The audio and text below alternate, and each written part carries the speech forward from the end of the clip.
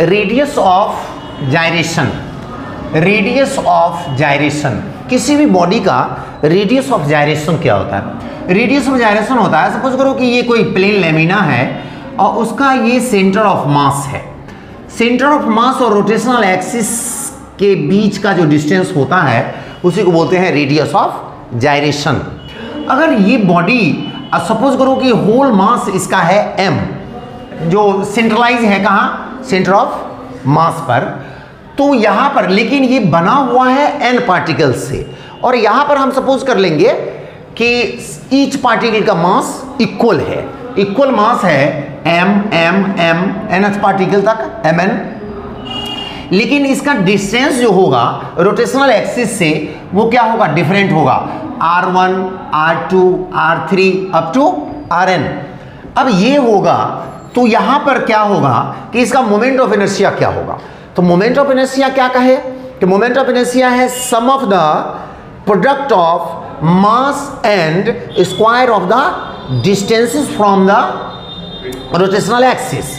तो यहां पर I इक्वल्स टू क्या हो जाएगा? Moment of inertia of the body about the AB axis, I equals to m1 m r1 square plus m r2 square plus m r3 square up to dot dot mn rn square. इसमें से क्या होगा? सब equal मास है, m common आ जाएगा। m जब common आ जाएगा तो यहाँ क्या बचा? r1 square plus r2 square plus r3 square up to dot dot rn square.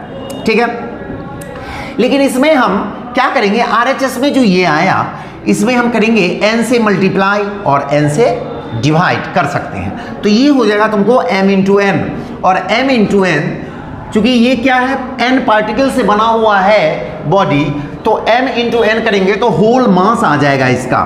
तो whole mass r1 whole mass into r1 square plus r2 square plus r3 square plus dot dot plus rn square by n।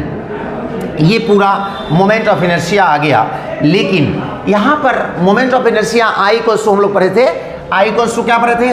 I equals to mr square, तो mr square पढ़े। अब यहाँ पर centre of मास और rotational axis के बीच का distance हम मान लेते हैं k।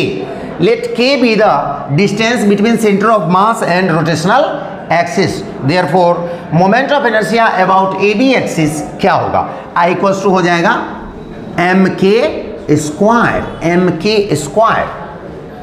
अब यहां पर देखो कि इक्वेशन फर्स्ट में आया I equals to mk square, equation first में भी यहां आया है I इक्वल्स टू इतना और I इक्वल्स टू इतना, तो LHS इक्वल है।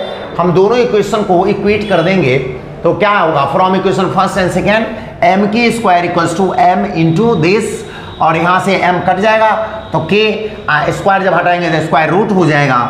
ये जो है रेडियस ऑफ जायरेशन का फॉर्मूला आ गया, और इसको बोलेंगे कैसे?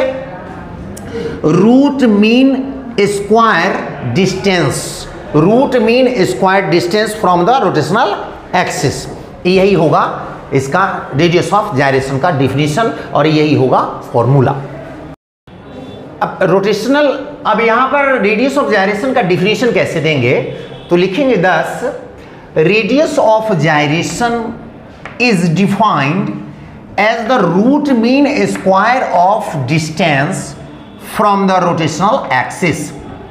मतलब क्या हो जाएगा कि इसको कैसे डिफाइन करेंगे? तो root mean square of distance from the rotational axis, ये हो गया। और फॉर्मूला इससे पहले हम लोग देख लिए। अब इसमें क्या आएगा? I equals to mk square. Sometime numericals बनाने में जब हमको मोमेंट ऑफ इनर्शिया दिया रहेगा, मास दिया रहेगा और कहेगा रेडियस ऑफ जायरेशन फाइंड करने के लिए, तो k स्क्वायर इक्वल्स टू क्या हो जाएगा? I बाई m, और k इक्वल्स टू हो जाएगा under root I by m, where I is moment of inertia and m is the whole mass of the body.